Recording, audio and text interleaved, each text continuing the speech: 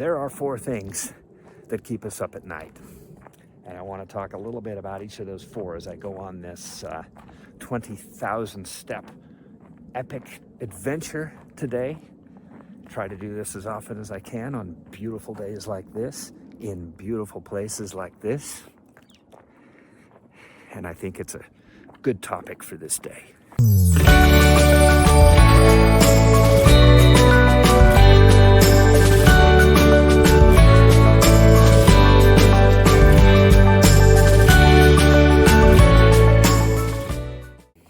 For those of you who have seen some of my other videos where I'm at my desk talking about finances and showing my screen and candlestick charts and stuff like that, we're taking this one on the road today. This is part of the Late Bloomers Mindset and Health series. This is a holistic channel. We talk about finances and money. We talk about legacy, taking care of our children and grandchildren, our interactions with our millennial and Gen Z descendants. We're ancestors, but we also need to keep ourselves healthy and we need to remain in a good state of mind. And a part of that is good, solid sleep at night. And I know that there's an attitude out there that as we get older, we just can't sleep as well. It's just a fact of life. I'm going to call BS on that. And I'm going to explain, at least from my point of view and from my experience, why good sleep does not have to disappear as we grow older. Stay with me.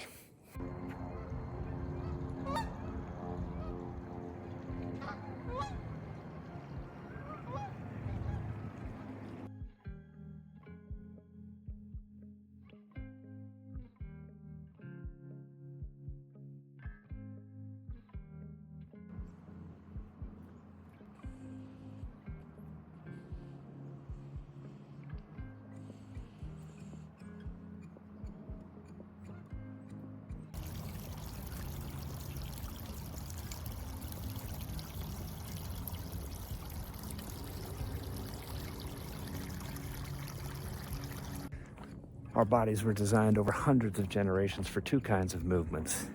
The slow burn, endurance movement that requires our cardiovascular system to be in good shape, and the brief, intense, strength-based movements.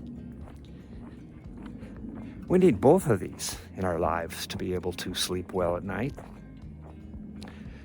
If you get up in the morning and sit down and eat your breakfast, then sit in your car to drive to work, then sit at work for 9 hours, then sit in your car to drive home, then sit down to eat dinner, then sit down to watch TV.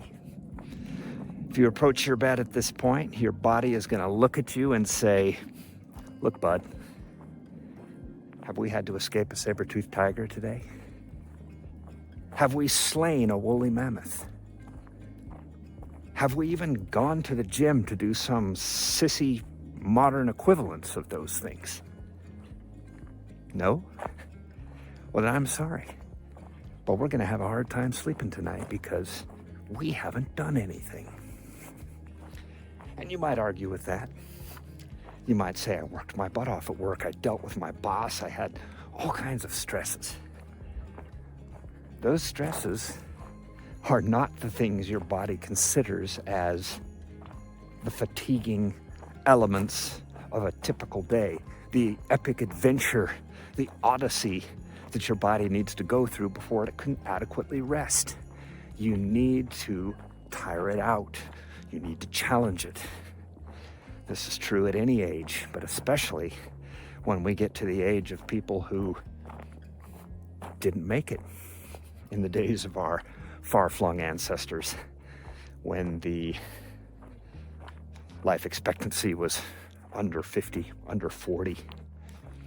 It was only those elders, who were very rare in those days, that were smart enough to keep themselves in shape to escape the tigers, to kill the mammoths, that survived and had enough kids to keep the race going. You're looking at the River Jordan, you know, where Jesus was baptized.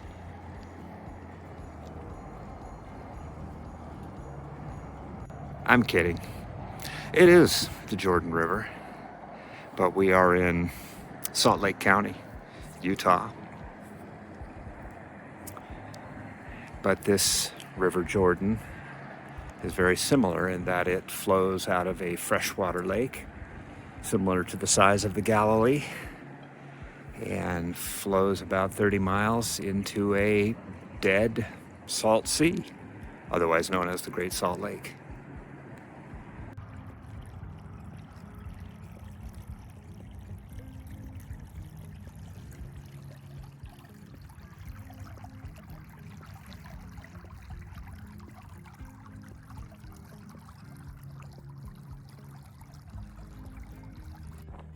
We've heard that sitting is the new smoking. Chairs have been much maligned, demonized. People have thrown their chairs out and stand at stand-up desks all day, which, by the way, has also been shown to be not particularly healthy. And I don't think the issue is chairs. Chairs are not a murder weapon. The fact that we don't get out of them is the problem. Chairs need to be used sporadically, maybe using the 28-2 rule, where you sit for 20 minutes, stand for 8 minutes, and move for 2 minutes of every half hour. Just doing that will prevent nearly all of the negative impacts of sitting and promote our good health. And those movements, those 2-minute movements every half hour, could be as simple as going to grab your lunch, getting a cup of coffee, going to the restroom, going outside to take a quick indirect look at the sun or the clouds. It's something you might think would disrupt your productivity and your focus, but it's actually been shown to promote greater productivity and focus. But you do have to get in the habit. At first, it's going to be a bit jarring to have that alarm go off telling you that it's time for your standing or your movement and interrupting your work. But once you get into the flow, and that is the whole point, being able to have a healthy flow and not suffering the ill effects of sitting, letting the blood pool in certain places in your body, you can be in better mental health as well, and achieve more as you're working and trying to be creative.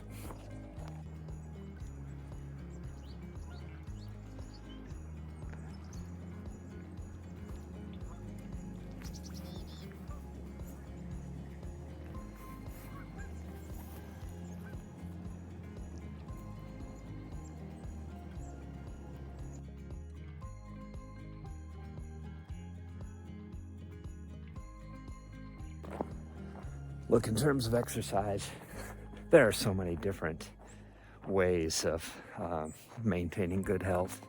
You can run, you can walk, you can stretch, you can jump, you can lift.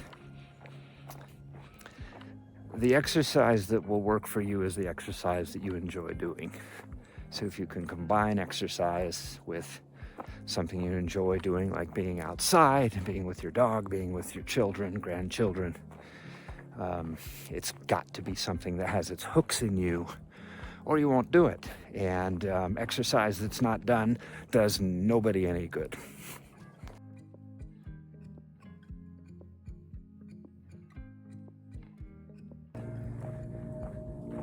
We need to talk about the unholy trinity: fat, salt, and sugar. Look, I'm not here to tell you what to eat. I know that, especially a lot of you Gen Xers are either very set in your ways when it comes to diet, or you've tried a lot of different trendy diets and have been disappointed with the results.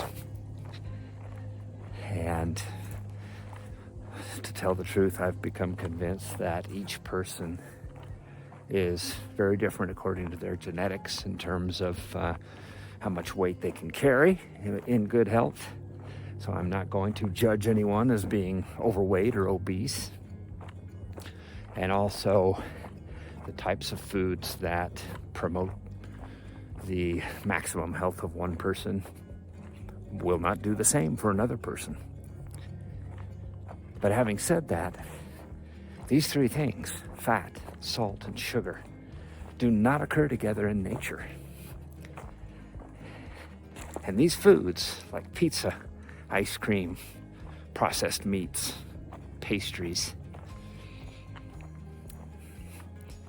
there's a reason why they're obscenely delicious, and why once you start eating them, you can't seem to get enough. And it's almost as if the calories are competing with each other to get inside you. And that's because they are manufactured products. They are very carefully designed by food scientists. They are working for giant corporations whose objective is to sell food at profits that satisfy shareholders. And that means they will optimize these foods for maximum deliciousness. And they have learned through experience that fat, salt, and sugar are the magic combination to accomplish that. And there is one food that is the holy of holies of the unholy trinity, and that would be French fries with ketchup. Yes, take julienne potatoes, deep fry them in seed oil at 500 degrees until they're crispy, shower them with salt, and then dip them in tomato-flavored high fructose corn syrup. Food scientists are in heaven over this. Imagine the bonuses the food scientists got who invented this combination. This is why McDonald's, Burger King, and Wendy's are battling for billions. And a lot of us have caught on. We, as late bloomers, certainly need to say goodbye to this beloved snack of our youth and find more nutrient-dense foods to eat. And we'll be healthier and happier. So what do these foods have to do with your sleep? Well, a lot of it has to do with how much of them we eat. We tend to eat a lot of these foods when we indulge. And sometimes when our stomach sees this big mass of manufactured products coming down the gullet, it rebels. And we may end up with a case of acid reflux so serious that we can't even lie down, let alone fall asleep. The unholy trinity is notorious for causing inflammation throughout the body. It's very difficult to sleep in an inflamed state. How many times have you heard someone who has said they have a mild gluten intolerance slam 4 slices of pizza and then tell you that they're paying for it, but somehow it's always worth it? And I think that's a decision we need to make, is it really worth it?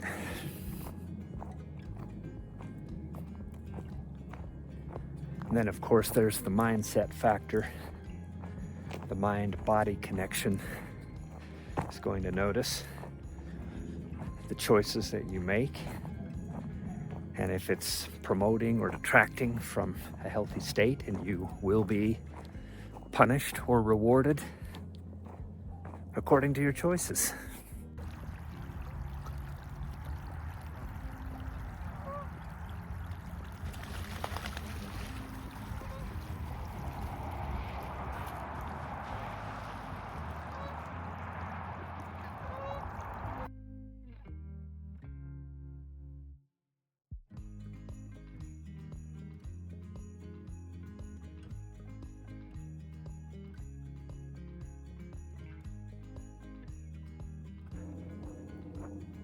Exit the ruts.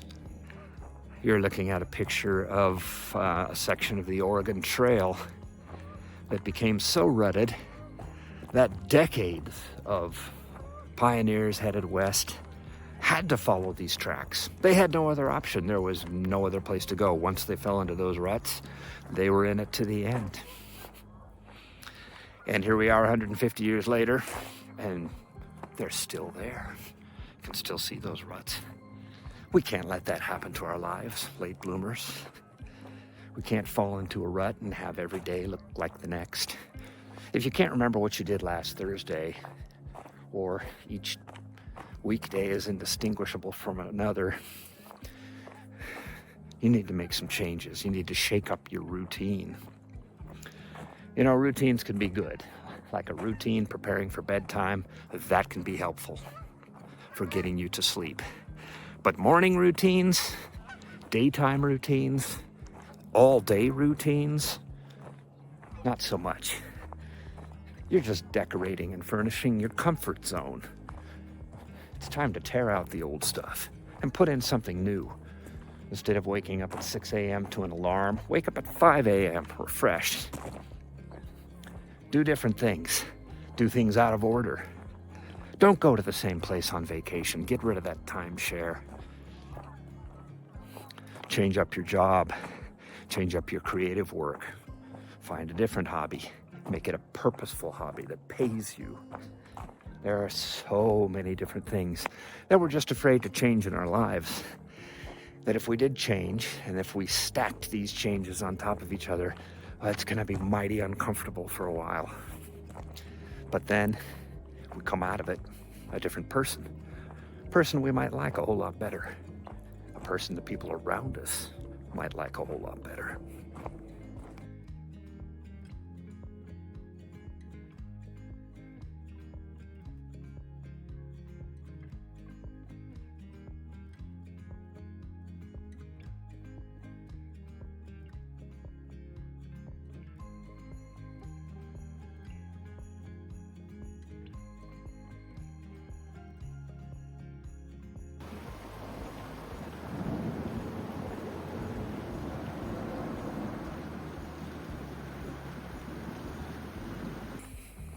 Turning outward. It might seem a bit counterintuitive, but it is hard to sleep at night when you're focused on your own problems. But if you've been working on other people's problems all day, that puts you in an attitude of service. And it provides you with a type of righteous fatigue that allows you to rest a lot better at night, knowing that you've lived with purpose, knowing that what you've done has been useful and helpful to somebody else, whether that be your family, your children, your grandchildren, your clients, the people you work for, your employees.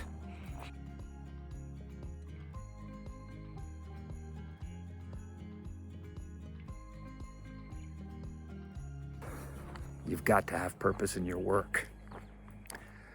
I'm not going to tell you that you have to love your work, and I know we spend a lot of time whimpering, whining, and complaining about work and what a pain it is. But there's no one to blame but yourself if you feel that way about your work, because you can do something else. This is a free country. I'm here in the United States, still free, very free. We can do what we want. We can change jobs. We don't like to because it's difficult. We have to really get outside ourselves and be social and network and do hard things to find another job or to upgrade our career, and we tend to shy away from those things. Leaving the corporate world to start a business or work as a creator can be even more challenging because we're picking up a whole new set of habits, a whole new way of doing things, a new way of looking at life. And we're not just simply clocking in and accepting a fixed amount of money for a fixed amount of time. We're responsible for leveraging our time to make a lot more money.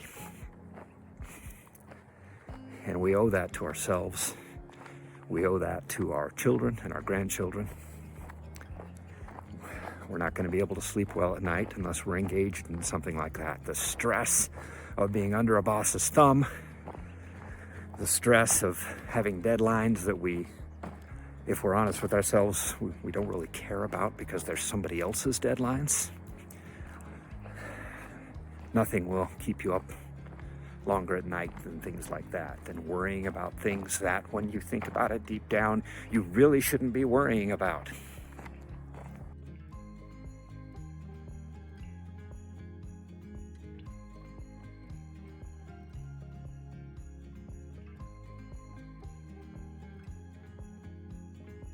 Look, my phone says I've gone over 16,000 steps and I'm almost back to the car. So, what am I gonna do? I'm gonna turn around and get 4,000 more steps because I promised myself that I would walk 20,000 steps, and I'm not falling short of that. No, the steps from the car to my house or walking the dog around the block do not count. This is a 20,000 step walk. This is an epic adventure with a goal, with many goals actually, that I've accomplished on this walk, including the almost entire creation of this video. But the 20,000 steps is non-negotiable. If a tornado appeared on the horizon, I'm headed for it, because that's what adventure is. That's what these little epic mini quests are. Every day should be an epic mini quest out of the ruts, powered by good food and water, getting stronger each day, and working hard and creatively and productively for the people around us. That's what life's all about. Not just life as a whole, but each individual day.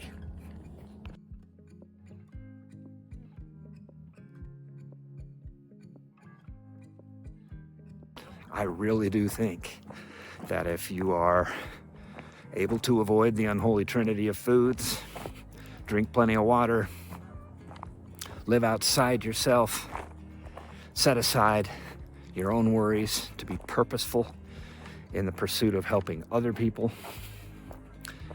and get the movement and exercise you need so that you're creating physical fatigue in your body, you're creating a fulfillment. You're making each day a hero's journey, an epic journey. You're getting out of the ruts and you're doing something different. If you're having an adventure every day, you're gonna rest at night.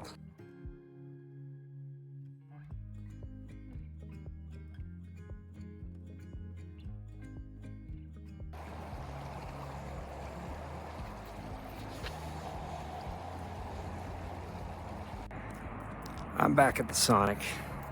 What do you think? Will I get a good night's sleep tonight? Based on my experience, I'd say the odds are pretty high. I slew my mammoth, 20,000 steps. I got myself out of a rut and made my first outdoor video ever.